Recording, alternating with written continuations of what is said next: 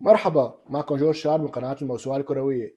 برحب فيكم بتحليل مباراة سوريا الأولمبي ضد منتخب قطر الأولمبي بكأس آسيا. المنتخب السوري فات على هي اللعبة بعد ما كان خسران من المنتخب الياباني بنتيجة 5-0. نتيجة كانت قاسية وخلت أكثرية المشجعين يفقدوا أمل من المنتخب من التأهل من دور المجموعات من كأس آسيا. ولكن المنتخب السوري قدر يستجمع توازنه ويلعب مباراة حلوة قدام قطر ويفوز نتيجة 1-0 بهدف من ركلة جزاء للاعب النجم محمود الأسود.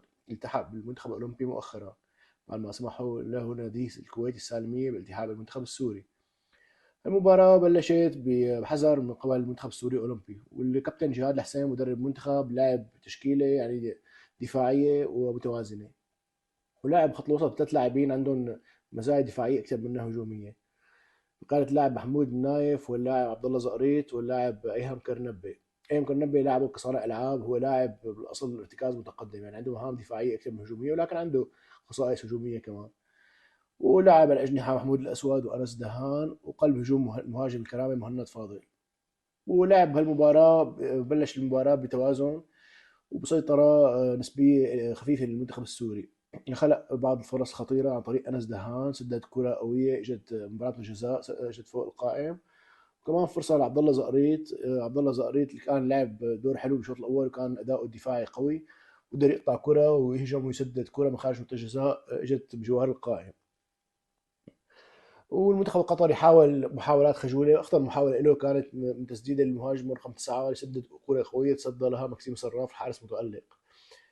وكمل الشوط بسيطرة على الاستحواذ المنتخب السوري، ولكن ما كمل صنع كثير فرص، ما قدر يعمل كثير فرص بهي اللعبة. وبعدين فاتوا على الشوط الثاني، كابتن جهاد الحسين بين انه عاطي تعليمات هجوميه كان بالشوط الثاني. الشوط الثاني كان في افضليه واضحه للمنتخب السوري وقدر يخلق اكثر من فرصه، خاصة بعد ما زج بالمهاجم محمد مصطفى محل المهاجم مهند فاضل. مهند فاضل كان أداؤه عقيم بصراحة، كان معزول وما قدران يعمل شيء وسط الدفاع القطري.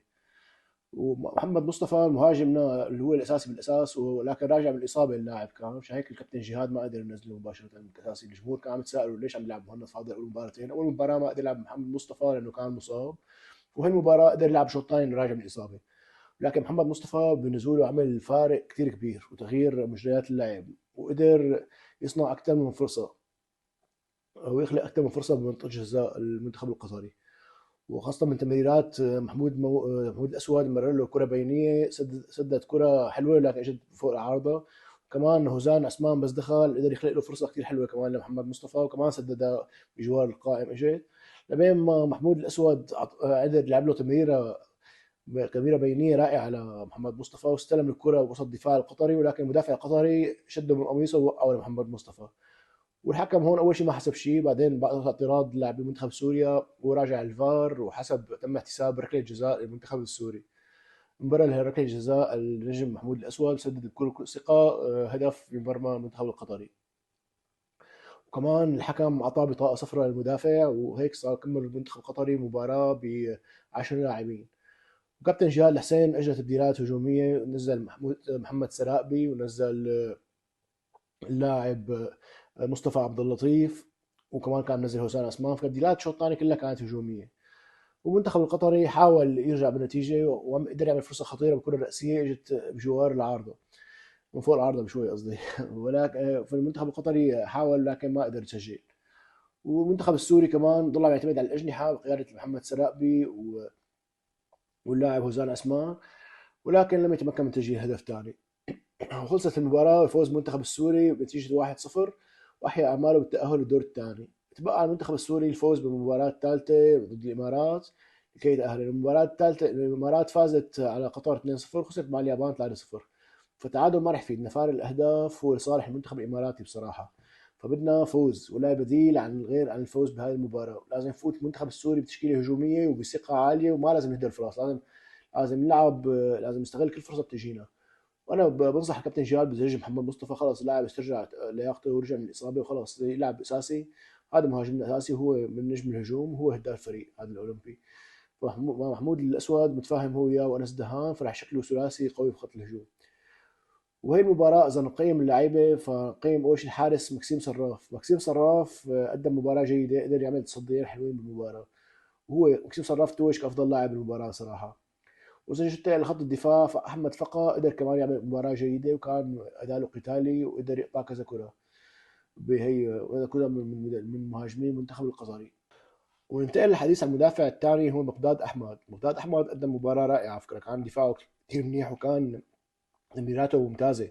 بداية اللعب كان يمرر تمريرات مفتاحية كثير حلوة لاعبين خط الوسط، ولاعب هو سريع، وهو بيلعب يلعب ظهير قلب دفاع، فهذا لاعب كثير متميز. وننتقل للأظهرة فبنبدأ محمود عمر الظهير اليسار. محمود العمر قدر يعمل واجبات هجومية ودفاعية ممتازة، وقدر يساند أنس دهان بالهجوم، وقدم كذا رفعة حلوة على الجهة اليسار بشكل خطورة. هذا لاعب ممتاز جدا وسريع ومهاري ودفاعه كمان منيح. سنتين الظهير الايمن اللاعب عبد الرحمن العرجي، اللي هو بيلعب بالاصل هو قلب دفاع، ولكن الكابتن جهاد الحسين ما عنده ولا ظهير ايمن اخذه مع البطوله، واللاعب كان يعتمد عليه بالوديات كظهير ايمن. محمود مهنا اصيب، فبيلعب عبد الرحمن العرجي. كان كارثي بمباراه اليابان، بس هي المباراه كان مقبوله، كان دفاعيا منيح ماشي حاله، ولكن هجوميا كان سيء وما قدر يعمل تمريراته، كانت سيئه بصراحه.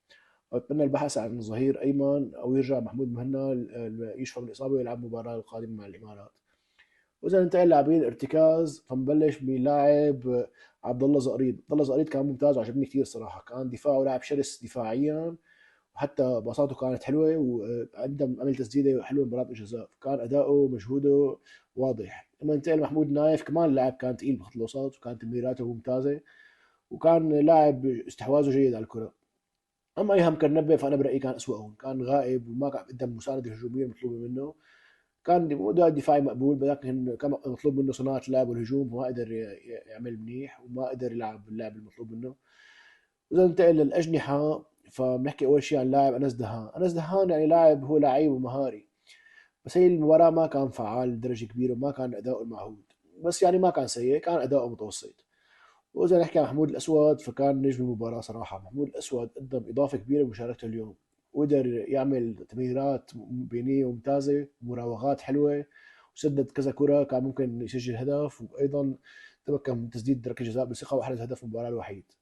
وإذا نحكي عن لاعب مهند فاضل قلب هجوم فكان أسوأ لاعبين المباراة، ما قدر يعمل أي خطورة، وكان معزول تماما، وما قدر يشكل ولا فرصة، يعمل أي فرصة على المرمى القطري. اما البدلاء فكان ابرزهم هو اللاعب محمد مصطفى، اللي هو قلب المباراه وقدر يصنع ضربه جزاء من توغل واعتراض المدافع القطري له، وكان تحركاته ممتازه. وهذا اللاعب بصراحه لاعب نجم ومقاتل، مهم جدا للمنتخب انه يلعب اساسي.